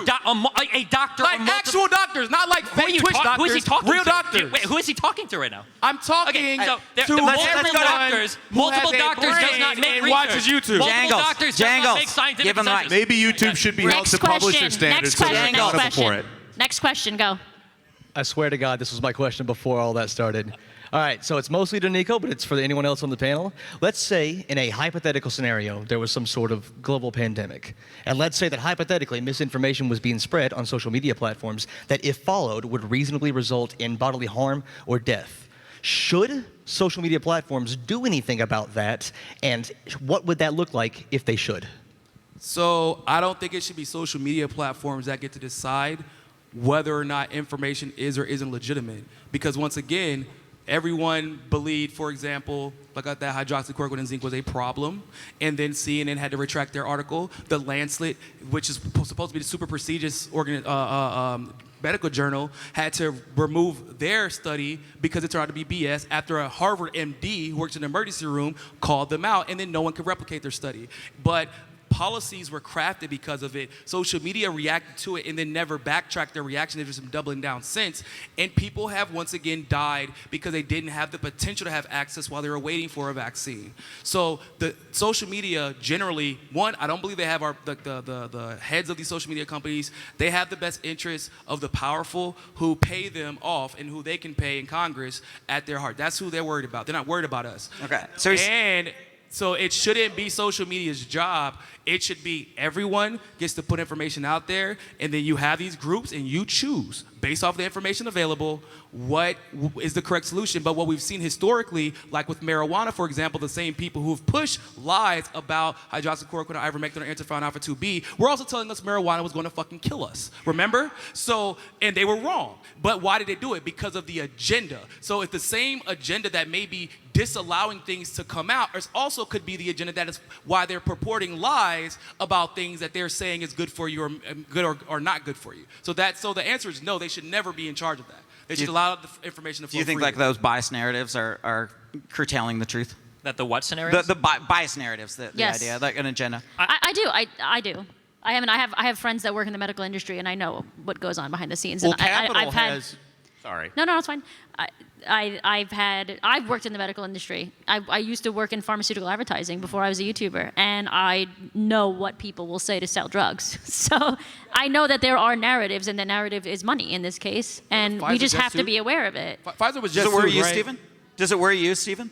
So I think that, I don't know if I would say that legislatively it should be a law, but at the very least there should be like a moral and then enforced culturally, like an obligation for these private social media companies to try to do some sort of fact checking on their platform, because like the rampant misinformation is just so unbelievably societally and physically destructive. We in terms definitely of how it agree works. on that. I think fact checking would be a great thing. Sorry. Definitely agree. Fact checking, no, I think everybody agrees fact checking would be a great thing. It's just we don't trust the fact checkers.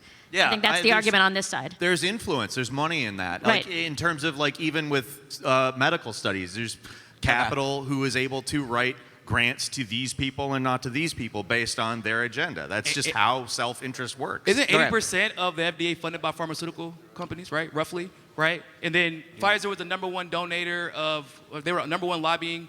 I think number. Well, we can get into like Yeah, but corruption in in the FDA Congress. later. All right, but we gotta go to the like next question. agendas. We gotta go to the he next may ask question. that exact question. Let's do the next question. Next question.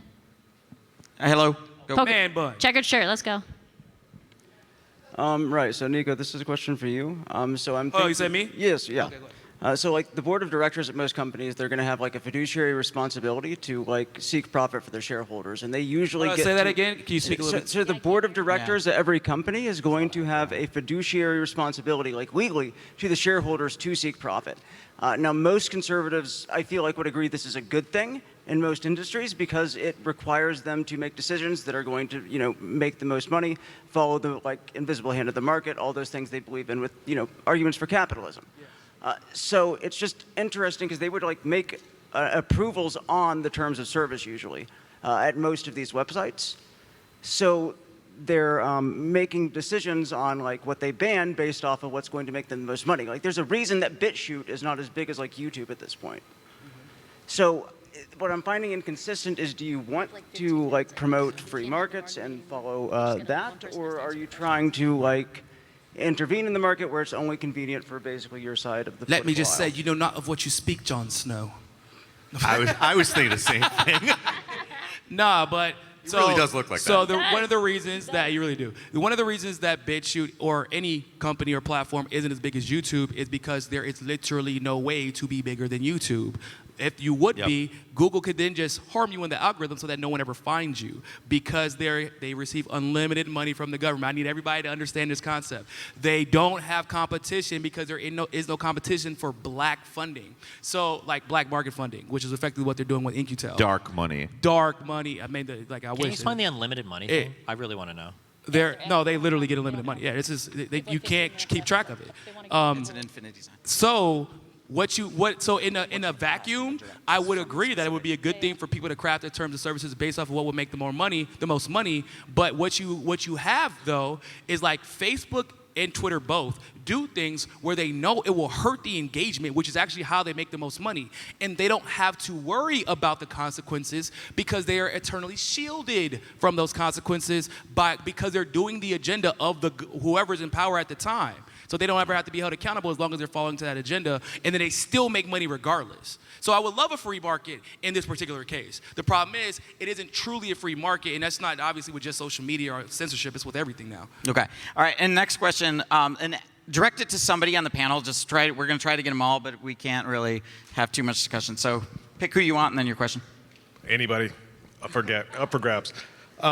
Any radio station, any television station, any cell phone provider, anything that goes through the airwaves are dictated to be public property. So you have to have a license for the frequency that you broadcast on. Could the private property public company issue be ameliorated if you just said that the internet itself was like the airwaves and that it is public property, and these private companies become, in their own fiscal interest, if they want to grow, once they get to a certain scale, then they reach certain levels of regulation? I think or what you're saying is like kind of switch the technology to go to airwaves so you don't have this like yeah, but how would you store content though? Like you still need Amazon Web Services. Their broadcast towers for radio stations are privately owned. I guess, but servers for DirecTV. Wait, so what is the question whether or not it should all be regulated like the airwaves are? Then, yeah.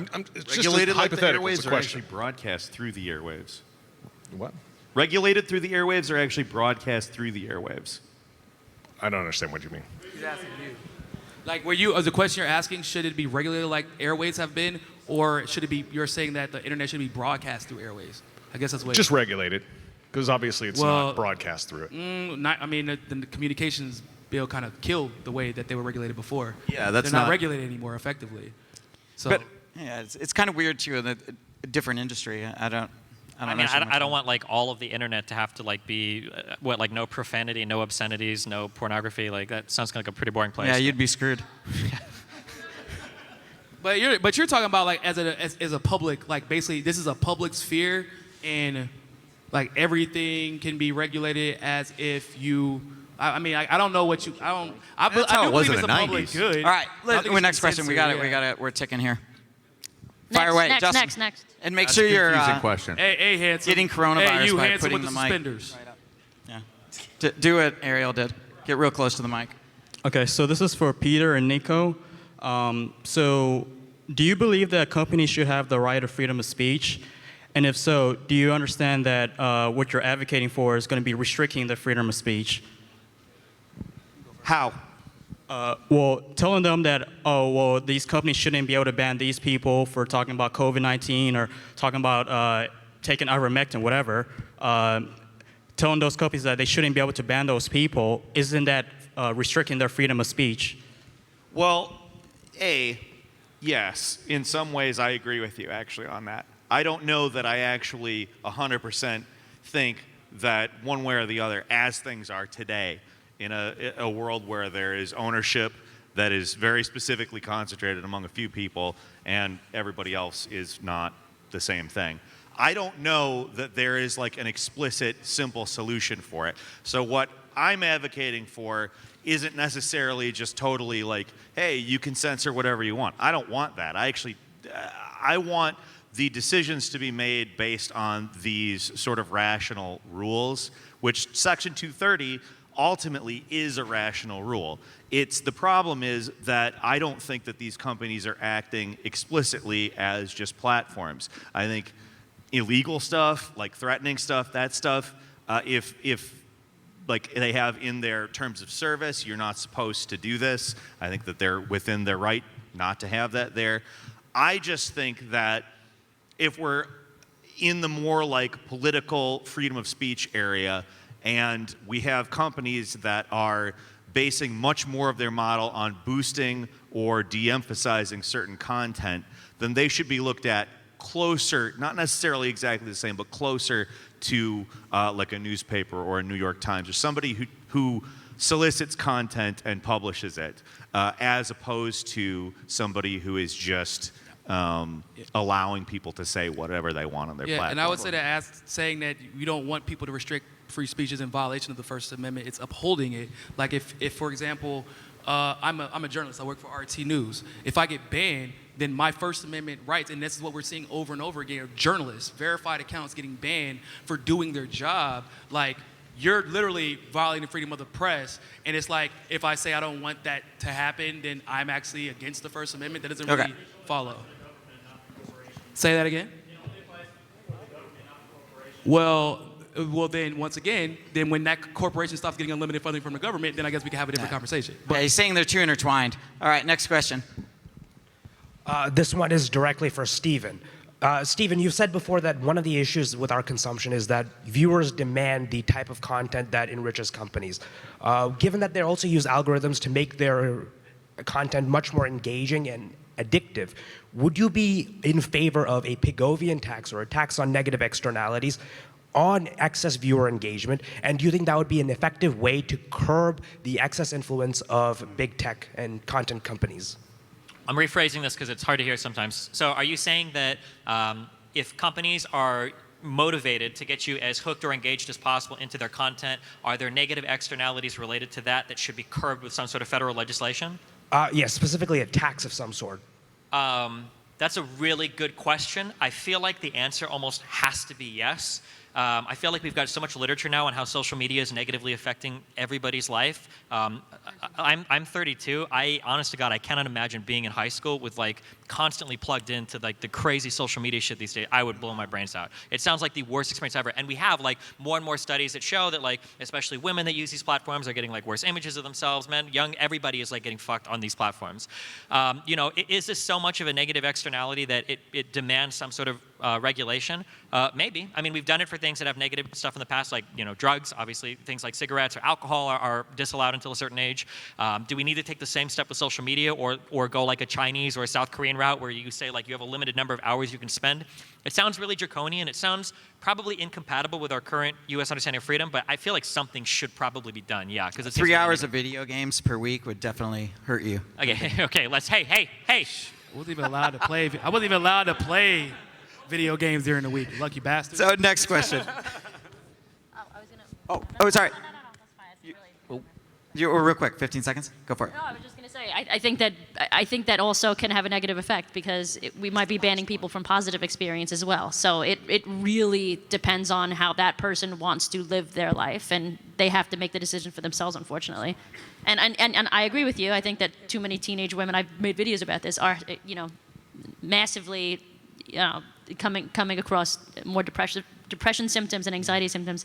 Yeah, and I think, but at the same time, some of those things can alleviate the pain, some of those internet, you know, experiences. But yeah, it goes back and forth. All right. Niko, you were talking earlier about how basically our government, including the CIA, has overtaken some private businesses. I truly believe that DARPA and Lifespan was turned over the same day that Lifespan ended because it was deemed illegal and unconstitutional, is the same day Facebook went live. Okay, so I believe these platforms are being controlled by our government, and therefore our government is using the phrase private to get away with things because they know that they could never get away with it if they went and said they were government. Yes. As a 21-year retired Iraq war veteran, I'm repulsed. I have had 3 Facebook accounts permanently disabled and 4 Twitter accounts for telling the truth because they don't want to hear it. Yeah, that's a brilliant point that you brought up. I was going to bring it up, but thank you for your service. So, like, what she's talking about is the fact that Lifespan, which is a CIA program to track people as they get older, know exactly where you are at any point, and have you actively, voluntarily engage in telling everybody about your life. That stopped the day of Facebook going live, which was like February 2004, if I'm not mistaken. And then the female who was in charge of that program actually ended up in Facebook a few years later. So you're literally having ex-CIA agents during election years, it was 2016, I believe, is when she joined, going into the program, basically going into the mirror of the program that she was the head of the CIA, and then we're supposed to pretend as if these programs aren't doing, or these private, quote unquote, private companies aren't doing what the government is doing, but they're hiring all the people who are involved in the government. So this is the root again. Yeah, we're getting what you're saying, but we're kind of. Is there anything to add, because like we're right at time?